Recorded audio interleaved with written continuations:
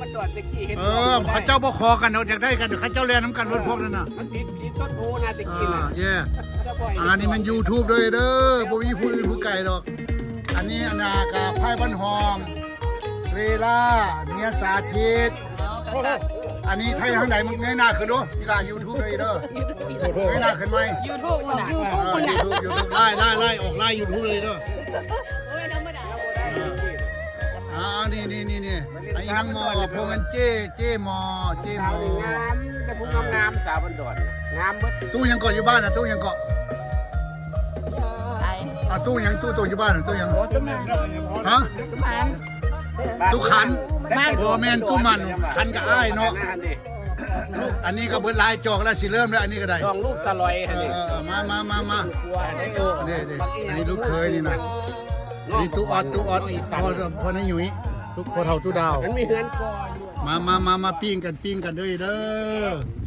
YouTube ชัวร์เดี๋ยวสุสั่งก็ได้อยู่ป้าพี่ละแถวนี้ละเห็นเด้เดี๋ยวนี้เมียตู้ดาว YouTube ก็ขัดเลยนะหาเงินได้นี่หาเงินนี่คลิกหลอกคิดไลค์กด subscribe เด้อ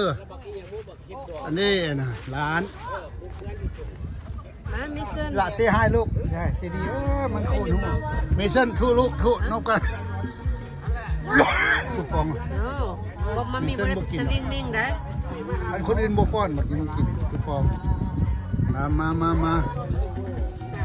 น้องชายกับน้องเขยบ่น้องไผ่บ่มามื้อนี้สมัยก่อนมีได้ดอกบ้านกันแน่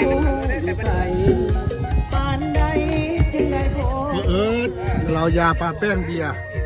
กองกันอยู่นี่ซ้ำคนเป็นร้อยนะเห็นไหมนะโคตรนู่นน่ะมึงดูนี่โคตรเลื่อนนี่เอง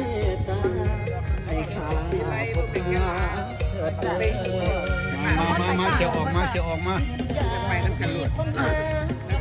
จำหุ้งแล้ววันนี้นะโอ้สีมึงดูสายไผ่บ่เหมือนสีมึงดูโอ้บ่เสียวไปหักบ่มันซอยใส่บ่ซอยใส่เขาซิมคนงามเลยเขาซิมเจ้าอยู่ติดนาข่อยต้นนาเขาซิมเสาน้อยรุ่นนั้นเสาน้อยบันดอนเสาซิมบันดอนงามสาวงามเสาน้อยบ่พอบังนาวโอ้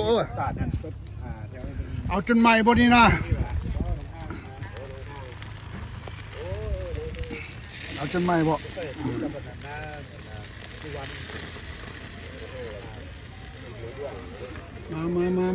มาพ่อแฟนเจ้าเตือนหน่อยตู้ดาว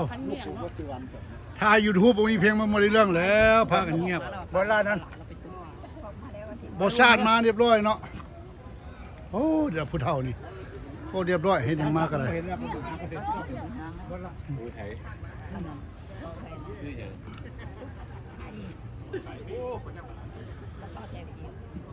ตู้เสียหายเลย YouTube ตู้ถ้าจะเมียคนละคนบ่ถ่ายหรอกให้ YouTube คลิกหลายๆแล้วเด้อพอต้องการเงินมากินมังลาวเดี๋ยวนี้นะเขาเลี้ยงส่งอีกแล้วเลี้ยงส่งอีกแล้วเลล่าเลี้ยงส่งแล้วนี่อุณเมื่อยดิ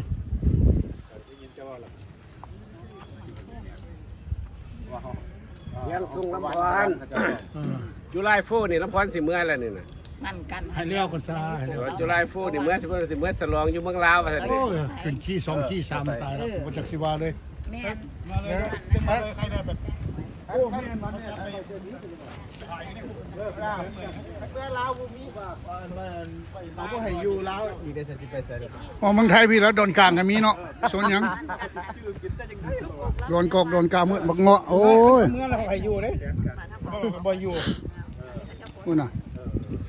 แฮมเบอร์เกอร์เขาบ่มีคนปิ้งใช่น่ะฮอทดอกน่ะเอาฮอทดอกใส่ไหมลูกฮอทดอกใส่แฮมเบอร์เกอร์ใส่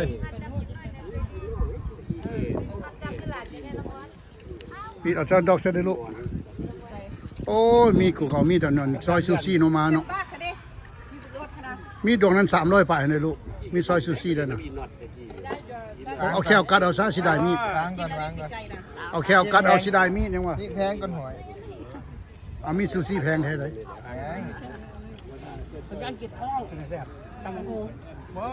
จ้างเก็บของ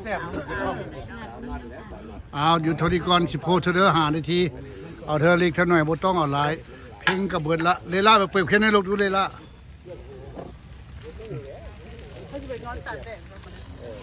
เลล่า ไปจากด แล่5โกอีดำน้อยนี่เป็นนอนจากแดกอยู่มันว่าเป็น5หลาย แอร์คือตะลุกใช้แอร์เนาะแอร์ให้ทั้งไหนล่ะ ำเขาใช้ทงทาน นี่แหละ